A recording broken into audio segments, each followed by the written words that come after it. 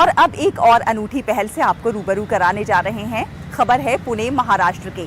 हम जानते हैं कि दुनिया भर में ब्रेस्ट कैंसर महिलाओं के लिए एक गंभीर चिंता का विषय है। ब्रेस्ट कैंसर से पीड़ित महिलाओं को अक्सर अपना स्तन निकलवाना पड़ता है, जिसके कारण वो अलग ही मनोदशा में चली जाती हैं। कई बार ये महिलाएं आत्महत्या तक का कदम उठा लेती हैं। लेकिन इसके लिए अब एक अलग पहल हो रही है। कई बार महिलाएं प्रत्यारोपण की ओर रुख करती हैं, लेकिन प्रत्यारोपण चूंकि बहुत ज़्यादा प्राकृतिक नहीं होता, इसलिए उनको तकलीफ देता है। लेकिन पुणे महाराष्ट्र में एक पहल हुई है ऐसे प्रत्यारोपण की जो कि महिलाओं के लिए बहुत सहज महसूस कराता है और पर्यावरण के अनुकूल भी है। किस तरह से ये इस काम को कर रहे हैं, आपको दिखाते हैं इस खास रिपोर्ट के जरिए।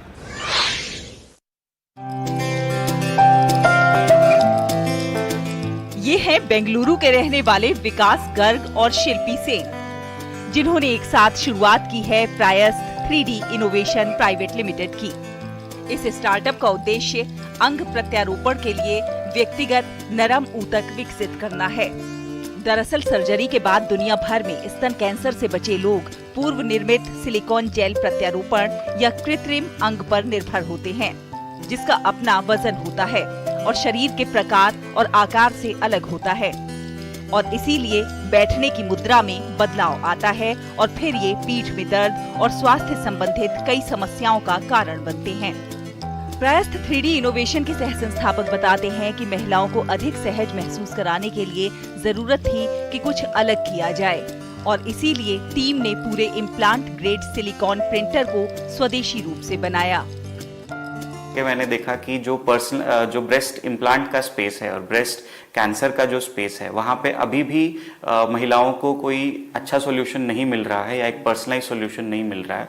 उस गैप को फिर एड्रेस करने के लिए हमने सोचा कि हम मिलाकर 3D printing, silicon 3D printing और ये जो पर्सनलाइज प्रोडक्ट ना होने की जो प्रॉब्लम है उसको एड्रेस करते हैं, और इस तरह से फिर हमने प्रयास्था की शुरुआत की 2017 में। कंपनी महिलाओं के शरीर की संरचना और आकार के अनुसार इस बात को सुनिश्चित करती है कि प्रत्यारोपण प्राकृतिक ढंग से हो। इसके लिए इसमें पारंपरिक सामग्री सिलिकॉन का ही उपयोग किया जाता है, जो निर्माण प्रक्रिया में थोड़ा अलग होता है। 3D प्रिंटिंग के जरिए वर्चुअलाइजेशन बहुत आसान हो जाता है। कोई भी कंप्यूटर में आकार और रूप को डिजाइन कर सकता है और प्रिंटर सीधे उस कंप्यूटर से इनपुट ले सकता है। खास बात यह है कि इसके अंदर सिलिकॉन जेल या सेलाइन भरने की भी जरूरत नहीं होती। ये शरीर के वजन के अनुसार अंतिम उत्पादों को लीक प्रूफ और संतुलित बनाती है और शरीर की समरूपता भी सुनिश्चित करती है। उत्पाद की 3D प्रिंटिंग स्पर्श और अनुभव के मामले में भी मदद करती है। ये बिल्कुल प्राकृतिक अंग जैसी ही होती है।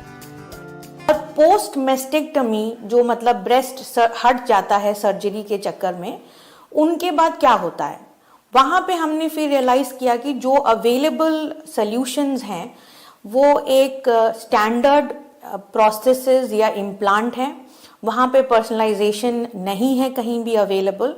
सो उस समय हमने ये सोचा कि हम क्यों ना अपनी नॉलेज को personalisation of breast restoration space में लाए, जो आपका पर्सनलाइज्ड ब्रेस्ट इम्प्लांट और ब्रेस्ट प्रोस्थेसिस है, ताकि ये महिलाओं को अपने जैसा ही एक ब्रेस्ट सोल्यूशन मिल पाए, जिससे वो और ज्यादा कॉन्फिडेंस महसूस करें।